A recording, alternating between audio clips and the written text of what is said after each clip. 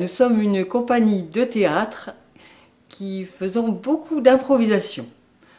Avec la voix, avec le corps, avec l'écriture, la musique, et c'est ça qui nous passionne.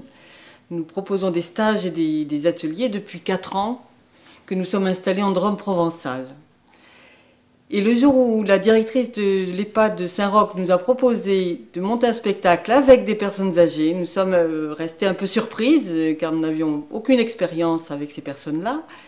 Et puis nous avons eu envie de relever le défi et que ce soit un challenge pour nous de donner la parole à des personnes qui en général ne l'ont pas, ou ne l'ont plus surtout.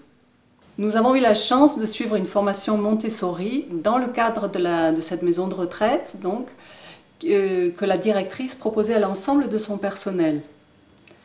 Et donc nous avons participé pendant 3 jours à cette formation qui nous a donné des outils précieux pour démarrer nos ateliers. Alors nous avons d'abord cherché un lieu propice à rencontrer ces personnes âgées, un lieu contenant, sécurisant. Et nous avons trouvé un salon rouge au premier étage de l'unité Alzheimer, un beau salon rouge qui nous a permis de nous rencontrer tous les mercredis et où les personnes se sentaient bien. Je veux dire vraiment, c'est là qu'a commencé vraiment le travail avec ces personnes-là. Maintenant, on s'est appuyé sur leurs compétences. On avait beaucoup d'idées a priori sur un spectacle, on a tout laissé tomber et on est parti d'eux, on va dire, de ce qu'ils savaient faire encore. Voilà, donc on a repéré leurs compétences. Donc notamment ce qui a émergé, c'est leur capacité à lire, la lecture, les chansons, tout ce qui est de l'ordre de la mémoire ancienne.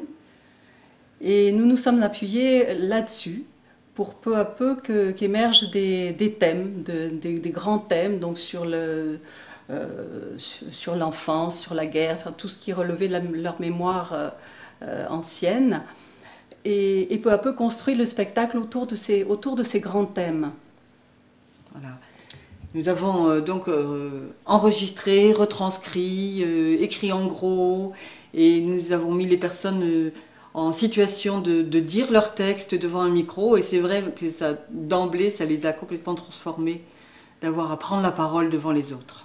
Le spectacle a été basé donc sur les récits que nous ont fait les personnes, que nous avons enregistrés au cours des ateliers et que nous avons ensuite retranscrits en gros caractères pour qu'elles puissent le lire. Et c'est cela qui a composé la structure du spectacle, les textes, qui étaient leurs propres textes, lus la plupart du temps par elles et souvent aussi soutenus par des facilitateurs qui étaient donc les animateurs, la psychomotricienne, les stagiaires qui nous ont accompagnés tout au long des ateliers. Les personnes âgées elles-mêmes ne pouvaient pas répéter le spectacle. Donc notre principal travail a été de construire un cadre contenant et sécurisant pour, lors du spectacle, qu'elles puissent tout simplement lire tranquillement leur texte, c'est-à-dire leurs propres paroles, comme si elles improvisaient devant le public. Au départ, quand on les a retrouvés, au début des ateliers, chacun était enfermés dans sa bulle, ils ne s'écoutaient pas les uns les autres, ils répétaient toujours un peu la même chose, ils réclamaient le goûter dès qu'il était 3h30.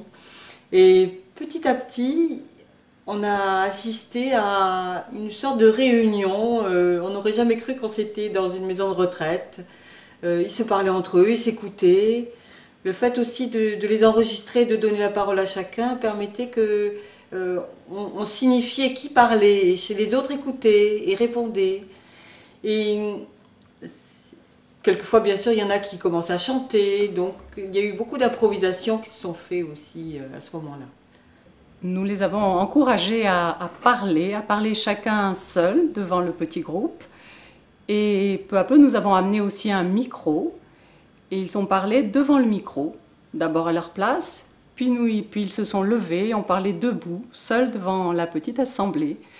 Et il était étonnant et très joyeux de voir comment ils se redressaient devant ce micro, devant le regard des autres qui étaient fixés sur eux et qui attendaient leurs paroles, et comment eux-mêmes découvraient leur propre voix, leurs propres paroles, et se redresser physiquement dans une posture qu'ils n'avaient pas habituellement. Voir l'exemple de ce professeur d'anglais qui habituellement avait la tête reposée repliée sur elle-même dans son fauteuil, et qui là, devant le micro, tout d'un coup se redressait avec une parole très distincte. Et voilà, donc c'était très édifiant de constater cela pour nous. Il y a eu aussi beaucoup de moments d'émotion quand ils évoquaient leurs souvenirs d'enfance, les souvenirs de guerre. Donc des larmes qui ont coulé, des rires aussi, et puis des évocations mutuelles. Quand l'un appelait un souvenir, l'autre se souvenait, et donc ils dialoguaient entre eux aussi.